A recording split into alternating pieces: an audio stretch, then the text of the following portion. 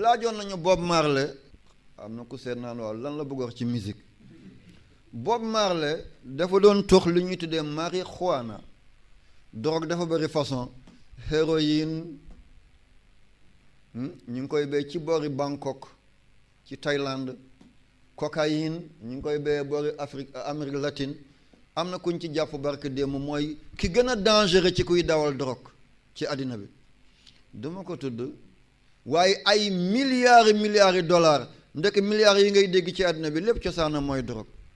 fi ngay dégg ñu naan dañoo bëgg am indépendance ku fa yegg rebelle yaa ngi foofu du ay rebelle de ay tool yi drogue la ñu koy jaay di ko jënde ay armes ku yoroon fett bu demee bay am ay bazooka fu mu ko jëlee xaalis ci drogue la Afghanistan yàq nañ ko ci drogue même Arabie Saoudite li fa nekk ci drogue te kenn mun la ko xam te Makka fa la nekk Bob Marley dafa doon naan drogue bu ñu tuddee marijuana waaw ñu ne ko waa marijuana ku ko naan dof lu lay tee dof loo mu ne ko marijuana yëngu la bëgg ma naan ko di yëngu rek di fecc di tëb gisoo Bob Marley dafay daw rek ci biir kii bi ring la tudd de Cheikh Ibrahima nu mu tudd fi ñuy feccee noonu podium gisoo dafay daw rek woman no cry daw dem fële woman no cry